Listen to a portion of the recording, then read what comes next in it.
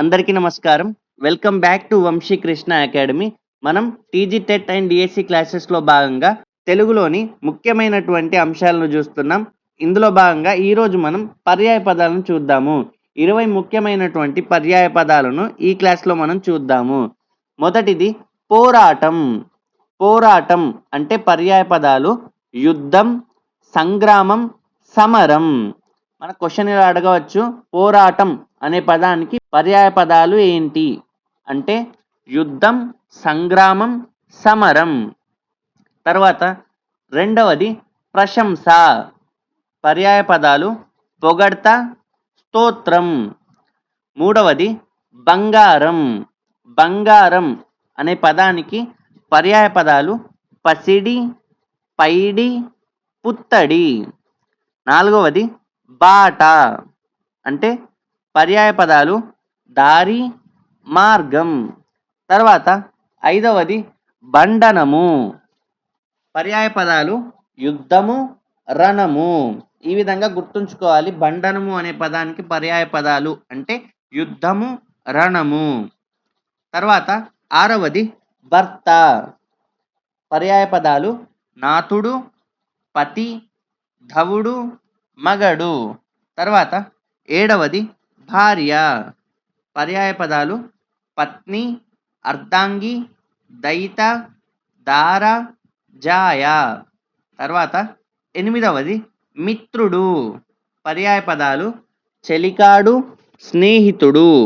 తర్వాత తొమ్మిదవది వటువు అంటే పర్యాయ పదాలు బ్రహ్మచారి, వడుగు, వర్ణి, ఉపనీతుడు. తర్వాత పదవది వర్షము. పర్యాయ పదాలు ఏడాది, సంవత్సరము.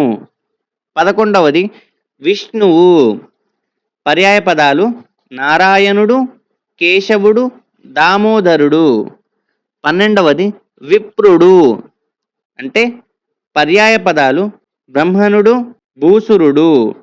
తర్వాత 13వది విషాదం అంటే పర్యాయ పదాలు బాధ, దుఃఖం. తర్వాత ఇక్కడ 14వది వెచ్చించు అంటే పర్యాయ పదాలు ఖర్చు చేయు, వినియోగించు. మనకి ఈ విధంగా క్వశ్చన్ అడగవచ్చు, వెచ్చించు అనే పదానికి పర్యాయ పదాలు అంటే ఖర్చు చేయు, వినియోగించు. తర్వాత ఇక్కడ 15వది వెన్నెల.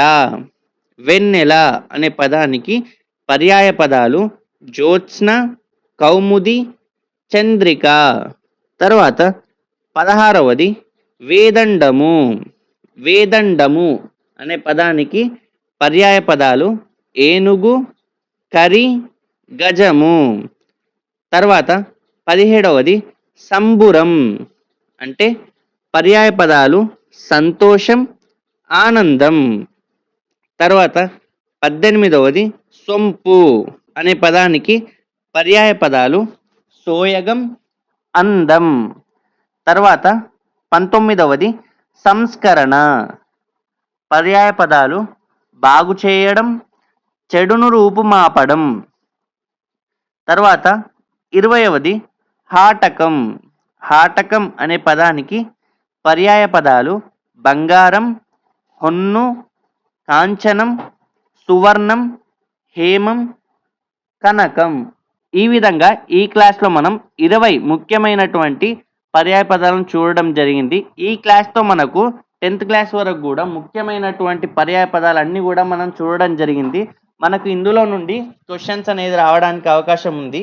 అయితే మీరు ఈ క్లాసెస్ వినడంతో పాటు టెక్స్ట్ బుక్లో ఇచ్చినటువంటి పర్యాయ పదాలు కూడా చూసినట్టయితే మనకి ఎగ్జామ్స్లో రావడానికి ఛాన్స్ ఉంది. అలాగే వీడియోస్తో పాటు మీరు షార్ట్స్ కూడా చూసినట్టయితే షార్ట్స్లలో కూడా మనం ఇక్కడ ఇంపార్టెంట్ పాయింట్స్ అనేవి రాస్తున్నాము. సో వాటిని కూడా ఒకసారి మీరు చూడండి. ఈ క్లాస్ కనుక మీకు నచ్చినట్టయితే ప్రతి ఒక్కరు కూడా ఈ వీడియోని లైక్ చేయండి. అలాగే ఇంకా ప్రిపేర్ అయ్యే వారికి షేర్ చేయండి. ఏమైనా డౌట్స్ ఉన్నా కూడా కామెంట్ రూపంలో తెలియజేయండి. మన ఛానల్ వంశీ కృష్ణ అకాడమీని సబ్స్క్రైబ్ చేయండి. So thanks for watching. Thank you so much.